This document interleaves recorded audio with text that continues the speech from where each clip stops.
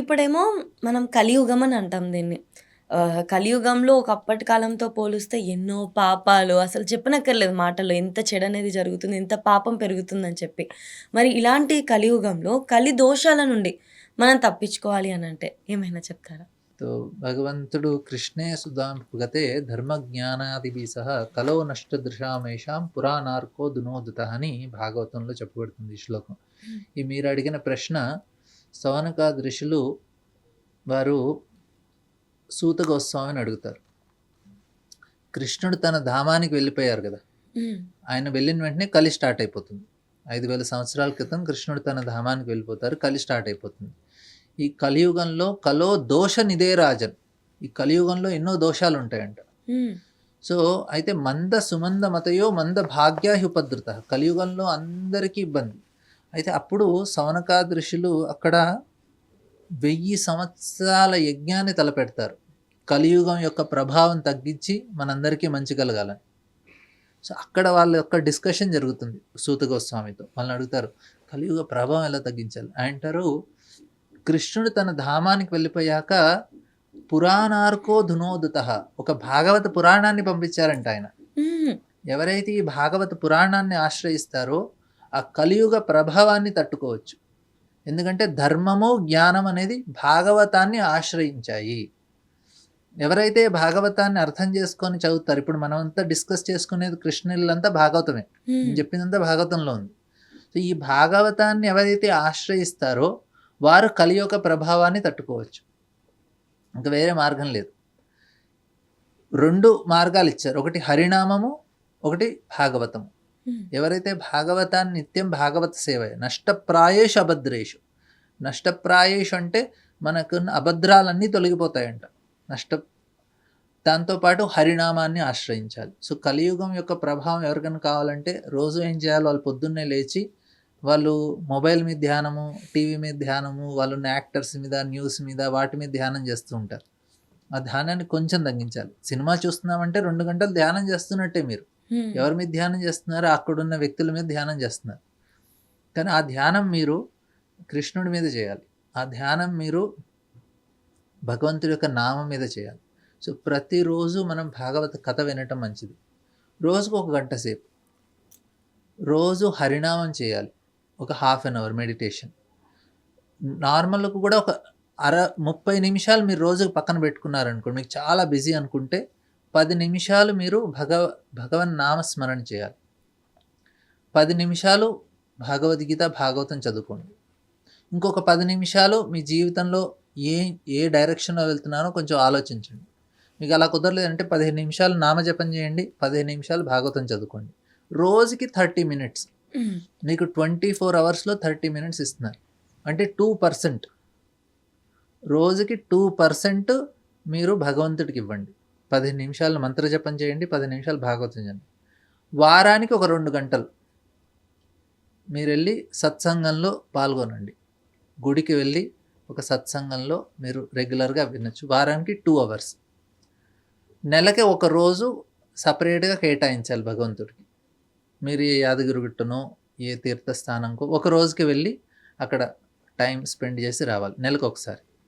సంవత్సరానికి ఒక వారం రోజులు తీర్థయాత్రలకు వెళ్ళాలి. ఏ బృందావనమో, జగన్నాథ్పురినో, ద్వారకనో అట్లా వారం రోజులు వెళ్ళి రావాలి. సో అలా మీ లైఫ్ని ప్లాన్ చేసుకుంటే కలి ప్రభావాన్ని తగ్గించవచ్చు. ఓకే. ఓకే. ఒక ఇది ప్రాపర్ ప్రాక్టికలే ప్లాన్. కదా, హ్మ్. ప్రాక్టికలే. అవునవును. మనకి ఉన్న ఈ బిజీ స్కెడ్యూల్స్‌లో కూడా అదొక చిన్న రిఫ్రెష్‌మెంట్, షార్ట్ బ్రేక్ లాగా ఒక మైండ్ అనేది రిఫ్రెష్ అవ్వడానికి కూడా చాలా తోడ్పడుతుంది కదా గురుగారు. ఇప్పుడు చూడండి, ఒక హ్మ్. వ్యక్తి ఆయన అడవికి వెళ్ళి ఆయన చెట్లను కొడుతున్నారు. హ్మ్. ఆయన గొడ్డలు తీసుకొని మొదటి రోజు వెళ్ళినప్పుడు అప్పుడే స్టార్ట్ చేశాడు కాబట్టి ఒక చెట్టును నరికేశాడు. 2 రోజులు వేసారు, కొంచెం స్ట్రెంత్ పెరిగింది, 2 చెట్లను నరికారు. 3వ రోజుకల్లా 3 చెట్లు, 4 రోజులు 4, హ్మ్. 5వ రోజు ఇంకా ఎఫిషియన్సీ బడికి 5, 6, 7వ రోజుకి 2 చెట్లనే హ్మ్. నరికాడు. హ్మ్. 8వ రోజు అది ఒకటే అయిపోయింది. 9 రోజులు కూడా ఒకటే చెట్టు. ఆయనకు అర్థం కాలేదు, ఏంటి నా ఎఫిషియన్సీ పడిపోయిందని. అక్కడి నుంచి ఒక సాధువు వెళ్తుంటే అడిగాడు, ఏంటండి నేను ఒకసారి 5 చెట్లను నరికేసేవాడిని, ఒక చెట్టు నువ్వు నరకలేకపోతున్నాను. ఆయన అన్నాడు, అని నీ గొడ్డలి పదును పోయింది, దాన్ని పదును పెట్టుకో అని. సో దాన్ని పదును చేయటం వల్ల మళ్ళీ ఎఫిషియన్సీ పెరిగిపోయింది. సో మనం కూడా లైఫ్లో ప్రతిరోజు ఒక యాక్షన్ చేస్తున్నప్పుడు ఒక ఎఫిషియన్సీ పెరగాలి అంటే కాన్సన్ట్రేషన్ ఉండాలి. ఆ కాన్సన్ట్రేషన్ అనేది ప్రతిరోజు మేము హాఫ్ అన్ అవర్ చెప్పాను కదా, అరగంట సేపు భగవన్నామ స్మరణ చేయటం, భాగవతం చదువుకుంటే మీకు ఆ రోజు కాన్సన్ట్రేషన్ పెరుగుతుంది. చాలామందికి ఈ యొక్క ప్రాబ్లం ఉంటుంది, అరే నేను చేయగలుగుతాను కానీ చేయలేకపోతున్నాను, నాకున్న ఫుల్ కెపాసిటీని యూటిలైజ్ చేసుకోలేకపోతున్నాను. ఇంకోటి ఏంటంటే వాళ్ళ ప్రాబ్లం కాన్సన్ట్రేట్ చేయలేకపోతున్నాను. నేను నీకు ఫస్ట్ నువ్వు ప్రతిరోజు లేచి పొద్దున్నే లేచి ఒక హాఫ్ అన్ అవర్ నువ్వు ఈ ప్రాక్టీస్ చేస్తే ఇమీడియట్గా ఎఫిషియన్సీ పెరిగిపోతుంది. అరే ఆ 30 మినిట్స్ పోతుంది కదా, ఆ 30 మినిట్స్ పోవట్లేదు. ఆ వ్యక్తి గంట సేపు పదును పెట్టాడు, కానీ ఆ గంట పదును వల్ల ఏమైంది, రోజంతా ఎఫిషియన్సీ పెరిగిపోయింది. సో మీరు 30 మినిట్స్ అనుకుంటున్నారు, కానీ రోజంతా మీకు దానివల్ల బెనిఫిట్ ఉంటుంది, ప్రొడక్టివిటీ పెరిగిపోతుంది. పెరిగిపోతుంది. చాలా బాగా చెప్పారు గురుగారు. విత్ ఎగ్జాంపుల్ కథతో చెప్పడం వల్ల ఇంకా అసలు క్లియర్గా అసలు ఎందుకు మనకు ఆ బ్రేక్ అనేది అవసరము, Yes. దానివల్ల మన ఎఫిషియన్సీ ఏ విధంగా పెరుగుతుంది అనేది అర్థమవుతుంది. ఇంకొకటి ప్రభుజీ, మనము ఇంట్లో కొంతమంది చక్కగా కృష్ణుడివి విగ్రహాలు పెట్టుకుంటారు, చాలా ప్రేమతో తెచ్చుకొని పెట్టుకుంటారు. కానీ అలా విగ్రహాలు పెట్టుకోవచ్చా? అంటే పటం పెట్టుకునే దానికి విగ్రహం పెట్టుకున్నప్పుడు ఏమైనా నియమాలు ఎక్స్ట్రా యాడ్ అవుతాయా? ఎటువంటి నియమాలు పాటించాలి అటువంటప్పుడు? భగవంతుడి విగ్రహాలు చాలామంది వాళ్ళు హాల్లో డెకరేషన్ కింద పెట్టుకుంటారు. యాక్చువల్లీ ఎందుకు పెట్టుకుంటాము హాల్లో అక్కడక్కడ ఫోటోలు అంటే ఆయన్ని గుర్తుంచుకోవడానికి. మ్మ్. మనకి ఎంత భగవంతుడు గుర్తుంటే అంత మనకి మంచిది. సో అందుకే ఇంట్లో అన్ని చోట్ల ఫోటోలు అవి పెట్టుకుంటాం ఆయన గుర్తుంచుకుంటాను.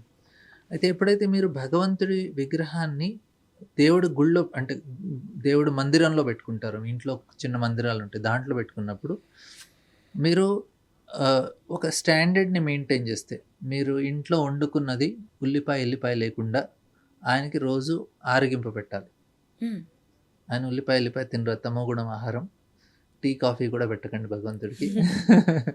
ఉల్లిపాయ లేకుండా, టీ కాఫీ లేకుండా, బయట నుంచి వస్తువులు కాకుండా మీరు చేసి రోజు ఆయనకి తులసి దళం వేసి ఆయన ముందు పెట్టి, భగవంతుడా మీరు స్వీకరించండి అని మంచిగా మీకు తెలిసిన మంత్రాలు ఏమన్నా ఆయన గురించి శ్లోకాలు ఏమైనా ఉంటే చదివి ఆయన ముందు పెడితే మీరు తినేదంతా ప్రసాదంగా మారిపోతుంది, మీరు తినే ఆహారం. మ్మ్.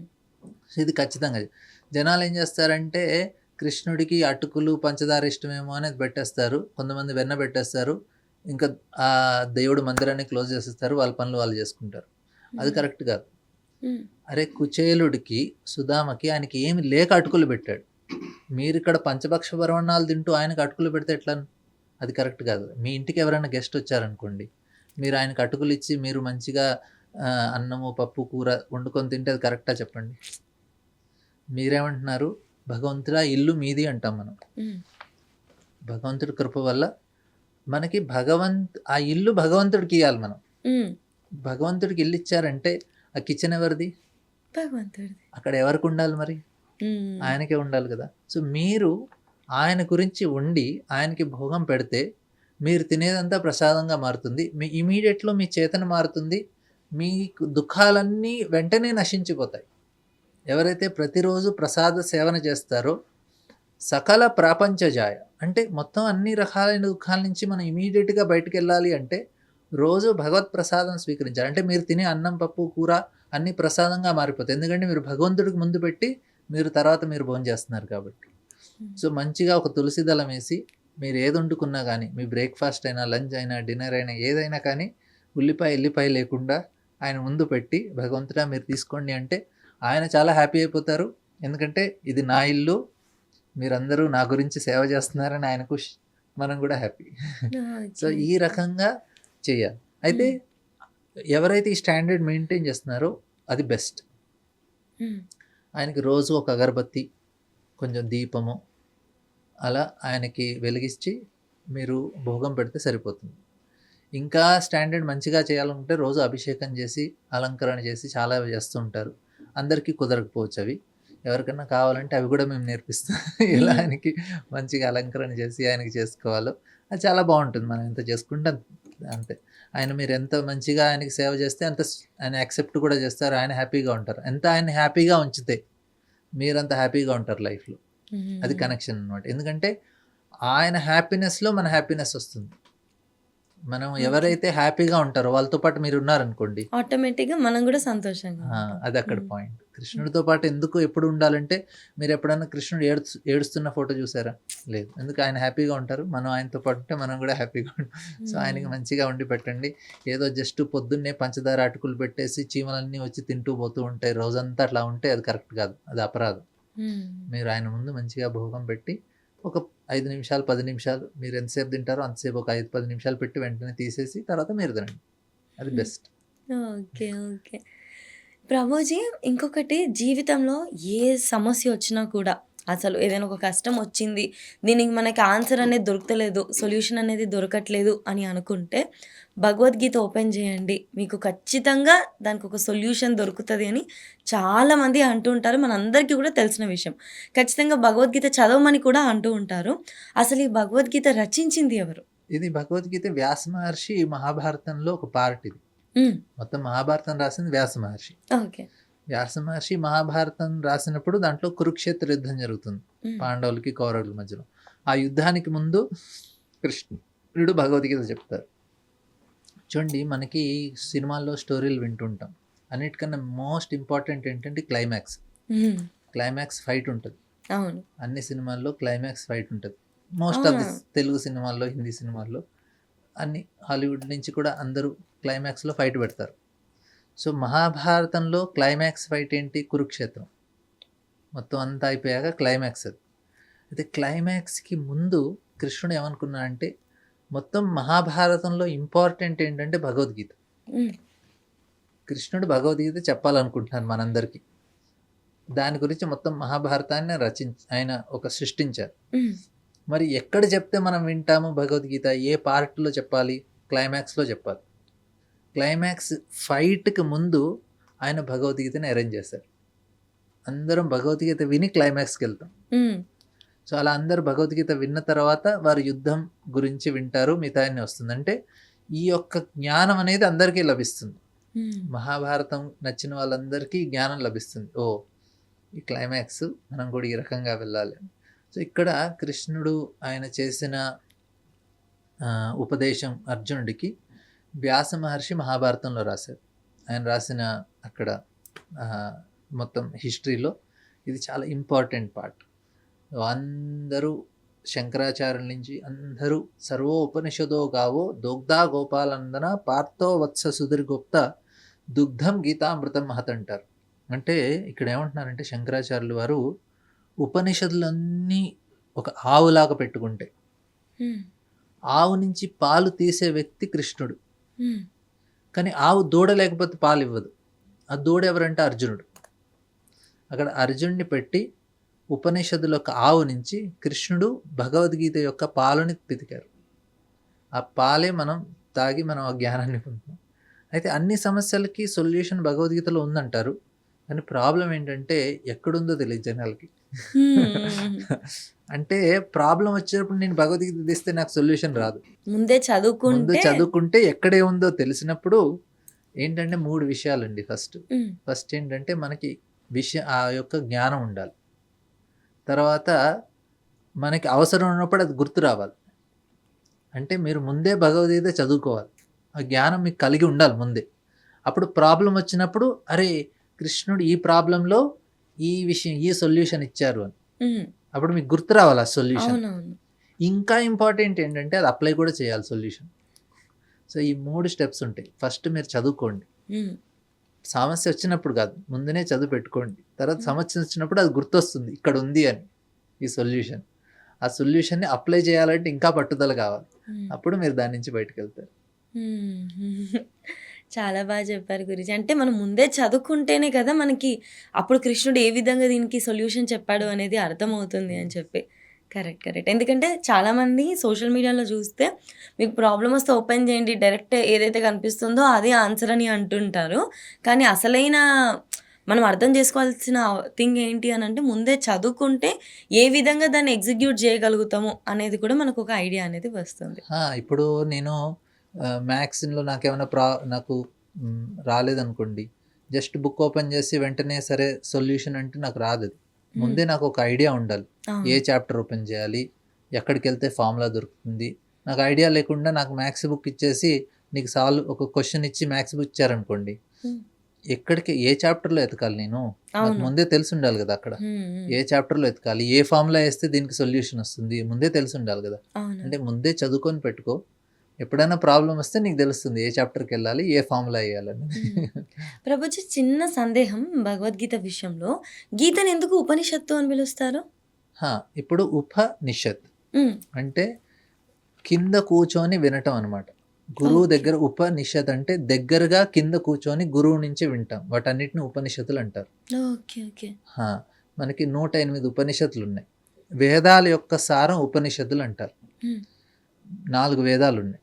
ఋగ్, యజుర్, సామ, అథర్వ వేద. ఈ 4 వేదాల యొక్క సారాన్ని 108 ఉపనిషత్తుల్లో చెప్పబడ్డాయి.